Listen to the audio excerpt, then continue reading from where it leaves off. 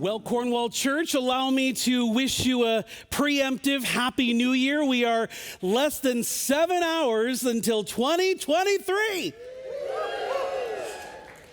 Okay, it can only get better from here. All right.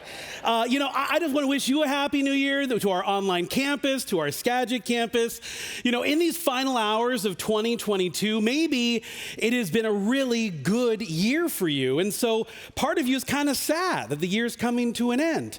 Or maybe you've had a tough 2022, and so you are welcoming 2023 with open arms. A new year brings an opportunity for new goals, a clean slate, new opportunities.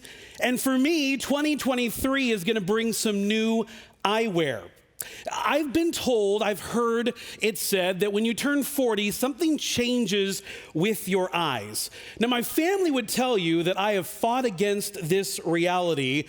But for the last 6 months, I've had a pair of glasses, which I affectionately call my driving glasses, because I only use them to drive at night. And then they became my drive during the day glasses. And then at my appointment a couple of weeks back, my eye doctor said, Bryon, they just need to be your everyday life glasses. So I have got my glasses. I'm going to debut them here with you tonight. I know, I told you it only gets better, right? Okay, pastor with glasses. All right, here we go. Thank you, yes. I want to know, do I look smarter? I think that's hurtful in some way. Do I look taller? That's really what I want to know. I can see you now, that's kind of fun. I should call people out by name. Anyway, hi. Okay, anyway, I'm not going to wear them right now. Here's what's interesting. I wasn't totally aware of the importance of my eyesight until things in life started getting a bit blurry. The great landscapes around us here in the Northwest, the ability to wake up and see things around us. I think sometimes we take that for granted. And today we're going to look at a passing moment in Jesus' ministry centered around someone who had an understanding of the value of vision. But the application is far beyond the ability to see. This momentary interaction is with Jesus and a beggar. And it's recorded in Matthew, Mark, and Luke, but only Mark gives us his name, Bartimaeus. Now, sidebar. Oftentimes when I hear someone share this story, whether it be a speaker or a pastor, they often will say, we're going to talk about blind Bartimaeus. And it kind of bugs me. Here's why. If you were to call me Short Bryon or Kip, Military Kip or Ponytail Bob or in Skagit, Singer Tia, like those associations are true. But we are not defined by those attributes. Jesus just calls me Bryon. And so we're going to do the same for Bartimaeus today. Now, as we dive into Mark's account, we find Jesus mid to late ministry. He has been teaching his disciples through verbal instruction, but now has kind of turned the corner. And he's moving into more tangible questions and answers, a lot of do as I do. And on this particular day, Jesus and his disciples were on their way from Jericho to Jerusalem, and they weren't alone. Mark begins here. Jesus and his disciples went to Jericho, and as they were leaving, they were followed by a large crowd. Now, first, the trek from Jericho of where they were to Jerusalem of where they were going was not a particularly long journey. For geographic comparison, it'd be like they were out at Mount Baker and they were making their way to Bellingham. Or for our Skagit campus, they were in Concrete making their way to Mount Vernon. They would, however, be dealing with some serious terrain and elevation and climate and lots of people. Lots of people were with them. No longer was it just Jesus and the 12. It was now a large crowd accompanying them. And it is likely that many of them were not from Jericho proper, that they had heard about Jesus and they wanted to be with Jesus, and part of the excitement of moving in a caravan with him to Jerusalem. Think back to 2014 when the Seattle Seahawks won the Super Bowl. That year, It's New Year's Eve. What's going on? Okay, 2014. This was a great game. The Seattle Seahawks defeating the Denver Broncos 43-8. I'm just going to let that sit there for a second. Yeah. Okay, that's not the point. The point is this. The point is, check out this picture. This was the Seattle Seahawks victory parade. And as you can see, thousands upon thousands of fans traveled from all across the state to be in downtown Seattle for this parade. Why? Because the Seahawks are their team. They watched them all season. They saw them in the Super Bowl. Their favorite player was going to be there. And they, the fans, wanted to be there and part of the excitement. This is true for this example as well, this scenario. Jesus had quarterback-like status, and people traveled all over to be part of this crowd, wanting to be with Jesus. But Jericho was not intended to be a pit stop. It had already been a long day of teaching, and the goal was just to travel through and continue on. So as Jesus and the disciples and the crowd start making their way, leaving Jericho, enter Bartimaeus. Mark continues, verse 46. A blind beggar by the name of Bartimaeus, son of Timaeus, was sitting beside the road. Now, beggars at the city gates would have been very, very common and usually not given any attention whatsoever. But Bartimaeus, we're going to find, is very determined. Mark continues. He says, when he, Bartimaeus, hears that it was Jesus from Nazareth, he shouted, Jesus, son of David, have pity on me. Now imagine this moment. Unable to see, but likely with some heightened hearing, he hears a crowd in the distance. And perhaps he starts thinking maybe someone among that crowd will be a compassionate donor. Before he calls it a day, someone will give him enough money to buy something to eat that day. And then for him to find out among that crowd, it's Jesus. Jesus is part of this crowd. Perhaps you've been there in similar circumstances. You've been down, you've been burdened, you've been helpless, hope seems lost. And then Jesus shows up and your heart leaps with hope. That was the reality for Bartimaeus. He had very likely heard of Jesus and what Jesus had been doing in the miracles and likely about making the blind to see. So this opportunity to meet Jesus on this day was a fulfillment of a long anticipated and hoped for moment. Jesus, the Jesus, was about to pass him by. But as quickly as that excitement was, it was quickly shattered. Why? As Bartimaeus shouted, Mark continues, many people told the man to stop. Many people told the man to stop. Some versions will say, many rebuked him and told him to be quiet. Bartimaeus was shut down. It was like a biblical shushing. And shushing is brutal. I mean, check out this definition. The definition of shush is to indicate that what is being said is unimportant, not of value, and or not worthy of listening to at the moment. Whoa. And Bartimaeus had just been shushed, shut down. And it's less that he was shushed. Remember, the roadside beggars, again, weren't thought of as much. It's really the who that shushed him that is worth noting. It wasn't Jesus, and it wasn't the disciples. It was the Christ followers in the crowd. The very people wanting to be with and like Jesus were telling someone else to stand down, to be quiet. Now, perhaps, I don't know, perhaps they were thinking, Jesus has had a really long day. We still have got some way to travel. He doesn't have time for this right now. But probably not. Because sometimes even we Christians allow dust to cloud our vision, inadvertently shutting others down around us, even when we think we're doing it for the right reason. Now, this has become a more public practice today. In fact, I experienced a public shushing not long ago. I think the last time I was on this stage, I told you I had the opportunity to see Hamilton in Seattle in September.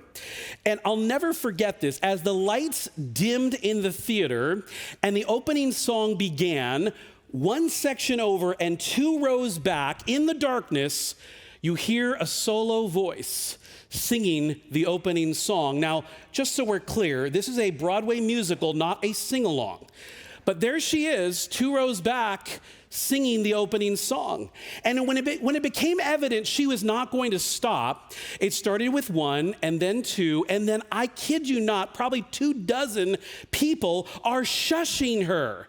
Shh, shh, what are you doing? Quiet. So what did she do? She sang louder. She sang louder. And Bartimaeus, when he was shushed, what did he do? He got louder too. Check this out. But he shouted even louder, Son of David, have pity on me. Bartimaeus was determined not to miss his shot. And then it happened. More than just passing by, Mark records this. Jesus stopped and said, call him over. Jesus stopped and called him over. Those simple words changed everything. After a day of teaching and walking and ministering and peopling and sitting and standing and teaching, Jesus stopped everything. Jesus stopped everyone. He silenced the crowd to focus on one. The lowly beggar at the city gate was suddenly Jesus' sole focus. And check out the reaction of the crowd. Then they called out to the blind man and said, come on, he's calling for you.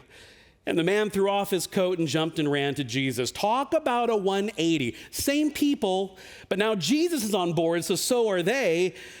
And yet Bartimaeus has no time for a grudge because Jesus is about to ask the question. Not a question, the question. In Mark 10:51, Jesus asks, what do you want me to do for you? What do you want me to do for you? And without hesitation, Bartimaeus answers, the blind man answers, Master, I want to see. And Jesus replies, like he had done for others before. Jesus told him, you may go, your eyes are healed because of your faith. How about that for a transformation story? In 6 short verses, Mark recounts an incredible, bold, life-changing, faith-focused story with an impact then, certainly, and for us today on how it is we can live out our faith. In this momentary encounter between Jesus and Bartimaeus, I would offer the application for Cornwall Church comes in 2 parts, in 2 different ways. An assessment from Bartimaeus, an action from Jesus. An assessment from Bartimaeus and actions from Jesus. I found out this week that 1/3 of Americans are terrified of going to the doctor. And of that 1/3, more than half admit it is because of the dreaded annual checkup. Yeah, the physical, the checkup, the annual exam, the well baby check, whatever you call it. I don't know about you. I am not a huge fan of the annual checkup. I kind of loathe the experience. I mean, you start by walking in and you get weighed and then they check your height. Nope, still haven't grown. Then you've got the gown and the tongue depressor and all the medical things. But I understand its purpose. I understand the why behind the checkup. An annual exam is an assessment to help diagnose your current state. How are you right now? And then the action steps from your doctor or medical provider help you move from where you are to where you ought to be. The same is true here. Bartimaeus will offer us an assessment for our faith and our life in Christ. And then Jesus, through his example, will give us some action steps, moving us from where we are to where he wants us to be. So, 3 questions from Bartimaeus. Number 1 is this. Question 1, do you have the faith to ask? Do you have the faith to ask? In other words, is your faith big enough to ask the big questions? Sometimes I wonder if we think our asks are too big or too little for God. And then I open the Bible and I'm reminded time and time again that God is a God who listens. He's one that wants to hear from us. He can handle it. So let me remind us of the span of which we can ask God. We can ask him for clarity, for confirmation, for comfort. We can ask him for direction about our job, about our family, about our finances. We can ask him for health or healing. We can also ask him the tough questions about our faith, the ones that we're not quite sure we can ask in this building, but we can ask God our tough faith questions. And then on the other end of the spectrum, we can ask him for help making that team we want to be on, or retention for that big quiz we've got coming up, or simply to be close to us today. We don't get to know the backstory of Bartimaeus, but we do know that he had a big, bold faith, big enough that he had faith to ask. And it wasn't because he was righteous. It certainly wasn't his social standing, and not even his need. It was his faith. I mean, notice Bartimaeus doesn't say, Jesus, I would like to see if you can do that. He had a faith that allowed him to make a big, bold ask of Jesus and believe that Jesus would show up in a big way. Notice also that Jesus says to Bartimaeus, what do you want me to do for you? Or what can I do for you? Even though he already knows. Jesus knows the desires of your heart, but he wants you to have the faith to ask. Now, this does not mean that we have a blank check. Asking for direction in our lives, yes. Asking for the winning Powerball numbers, probably not. Asking for peace and comfort, yes. Asking for that new Tesla to be on our driveway in the morning, probably not. Our faith allows us to make asks that are within God's will for our lives. The faith of Bartimaeus calls us to have that willingness to ask, even when, or especially when, only God can come through. 2 Corinthians 5:7 reminds us that we are called to walk by faith and not by sight. In this life, we are called to walk by faith, not by what we can see or what we can expect or what we can predict, but walk by faith. Paul would write that. Bartimaeus would live it out. One more thing. When it comes to asking in faith, make sure you are all in. Remember, be mindful of whom it is you're asking. James 1:6, when you ask, believe and do not doubt.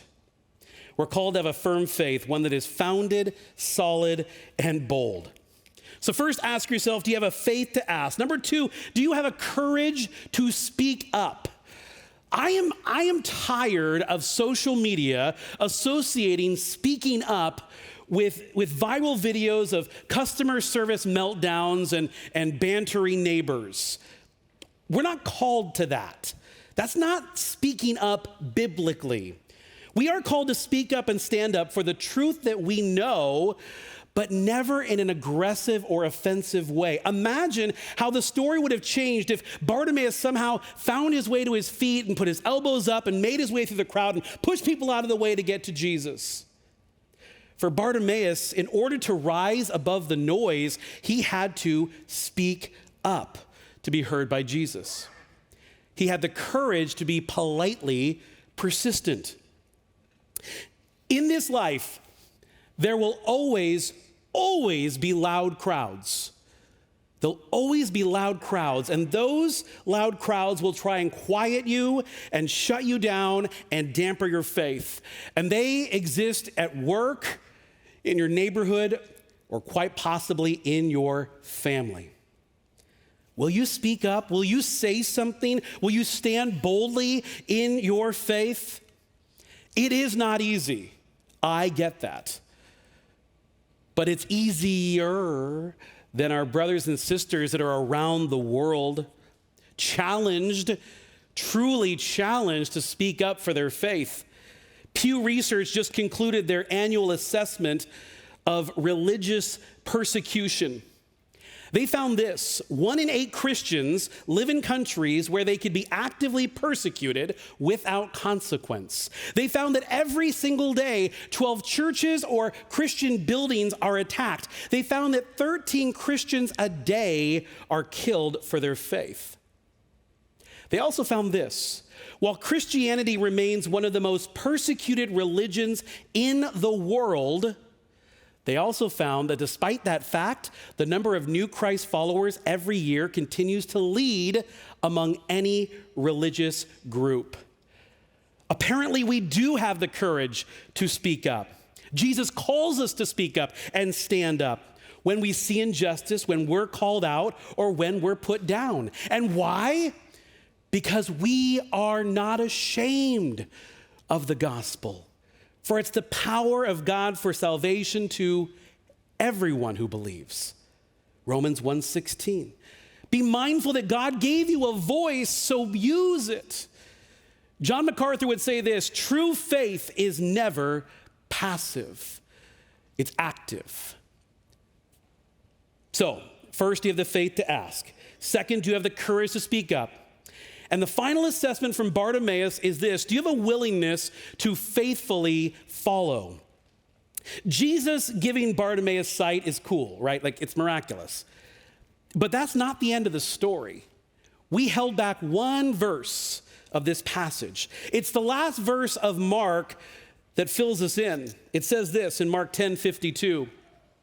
At once the man could see, and he, Bartimaeus, went down the road with Jesus. He could see, and he went down the road with Jesus. He went down the road. He followed Jesus. He joined the crowd. He faithfully followed. Bartimaeus would live out his faith in Christ well beyond that miraculous one moment.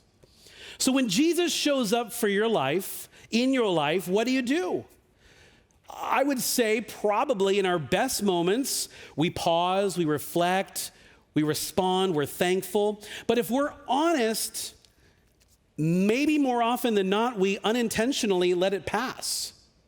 Granted, the big Bartimaeus-like major moments in our life, yeah, we blast that on social media. We tell everyone about it. God gets the credit. But the day-to-day ways that Jesus shows up for us, it's not that we're unappreciative.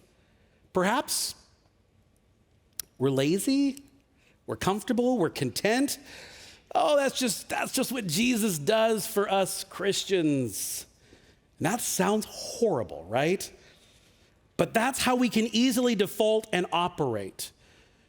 Jesus is not just a crisis counselor. Jesus is not a vending machine where we push in what we want and it falls down from heaven.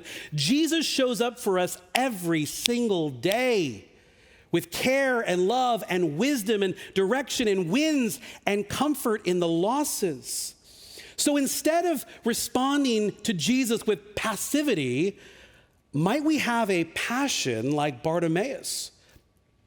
Might we see Jesus show up in our lives, and every time he does, it fuels your faith. It makes you want to run up closer and walk closely with him. When Jesus shows up for you, how will you respond? Are you faithfully following? Okay, that's just the assessment. Bartimaeus helps us consider where we are currently with those questions. This is not on script. I have to tell you something. There's only one service, and it's fine. Here's the deal. It was like freezing in here when we got in for rehearsal today, and then we turned the heat on, and it's like 5,000 degrees. Can I get an amen for that? Okay, so you think you're dying out there. I need like a squeegee up here. Okay. This is not going to go online. Do not put this online. Okay. Where was I? Back to the Bible. Okay. All right, action steps from Jesus of where he wants us to be. Dietrich Bonhoeffer said this, I love it. It's only because he became like us that we can become like him. Only because Jesus came to us do we have even a hope of a chance of becoming like him. This side of heaven, we can't attain that similarity to Jesus, but we certainly can try. And so like the disciples, we can learn from his do as I do example. And so as we look at Jesus' example in this interaction with Bartimaeus, I think it comes down to 3 words. To be like Jesus, we stop. Don't write drop and roll, okay? Stop, see, and ask. We're gonna stop, see, and ask. I don't know if you've ever been to a campaign rally before.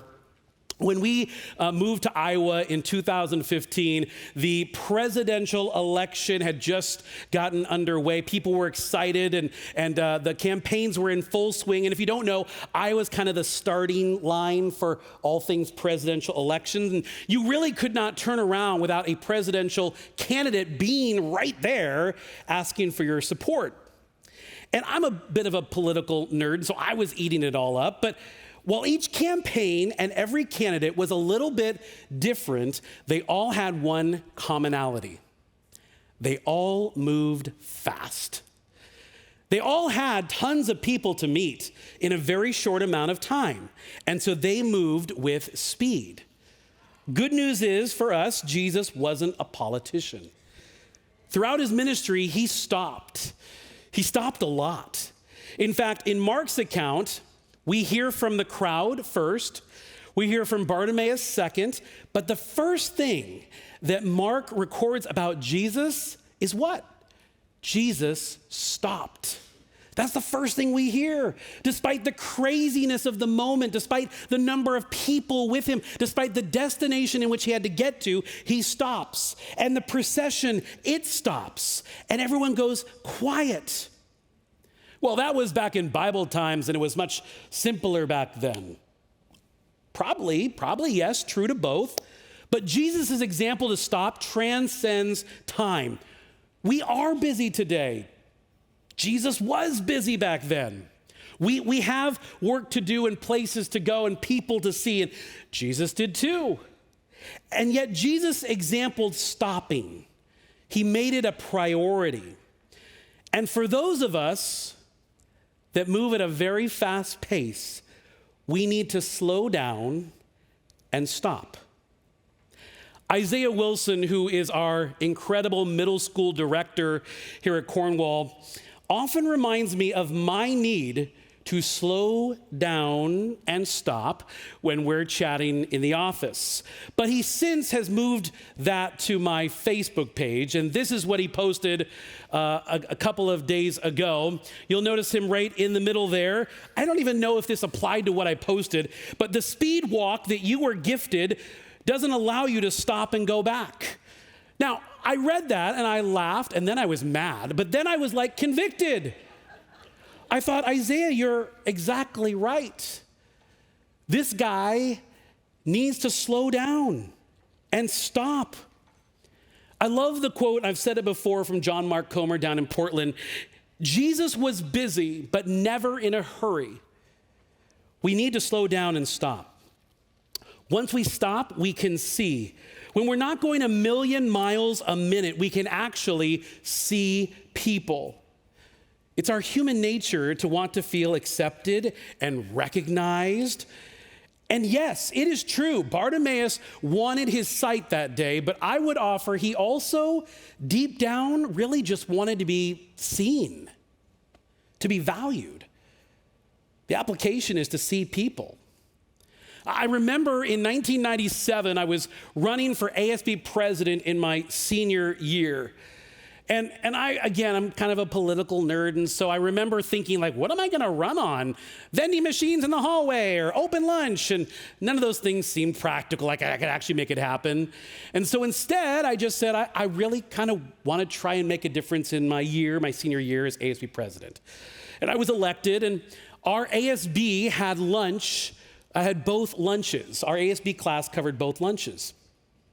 And so at lunchtime, I would go out and just bebop from table to table to table to table to table, interacting with people, pausing and stopping, asking questions. Who are you? What's going on? Football game Friday? Great, I'll be there. Meeting students, building connections. As Christ imitators, we are called to stop and see people, all people. Romans 15:7, accept one another. Why? Because Christ accepted you. It is estimated that you will interact with 150 people on any given day. So who is around you that is being drowned out by the noise of the world? Who have you passed by 1,000,000 times over that's dying for your acknowledgement? Who in your life is desperately crying out and needs to be seen? And what can you, Christ follower, do about it? Finally, as we look at his example, the Son of God stopping to interact, I think the last thing is he asks. This may seem obvious, but it is impossible to have a meaningful, intentional conversation on the go. Imagine if Bartimaeus had shouted out and Jesus said, yeah, what do you want me to do for you? It's impossible. Jesus stopped so that Jesus could see, so that Jesus could engage. Yesterday, I had coffee with a friend. We had no agenda, no timeline, no phones on the table, no rush. We just sat there to be, to see, to engage, to ask questions. How's your family? What's going on in your life? When we stop and make time, when we pause to see who we're talking to, when we take away distractions, when we create a space to actually hear from others, we grow. So I think Jesus' example that day to Bartimaeus was stop, see, ask. A really simple formula, but it takes intentionality. And it's how Bartimaeus' life changed just like that. To the world, Bartimaeus was just another beggar at the gate. But to Jesus, he was so much more. Insignificance to the world is no match to our significance to Jesus. The world just counts you as a number, but Jesus knows exactly who you are. And he loves and cares and wants to be with and support you. So, may the interaction between Jesus and Bartimaeus serve as a reminder for us all. May we not be blind to the amazing work that Christ is doing around us. May we always believe that Jesus has time for us. And may we take advantage of every one of those opportunities. May we act on the nudges that we get from the Holy Spirit when we are called to stop and see and ask for people in our lives. And may we have that firm belief that we can make those big, bold asks. May we humble ourselves in the realization that we are helpless and hopeless without Jesus. And might we embrace this, our final challenge. May we see others as Jesus sees you. Jesus left you and I with an incredible responsibility. People will see Jesus through you and I when we choose to act like him. And I cannot think of a better way to launch into the new year than a fresh commitment to follow Jesus in this way. Might we assess our condition like Bartimaeus and then care for others like Jesus.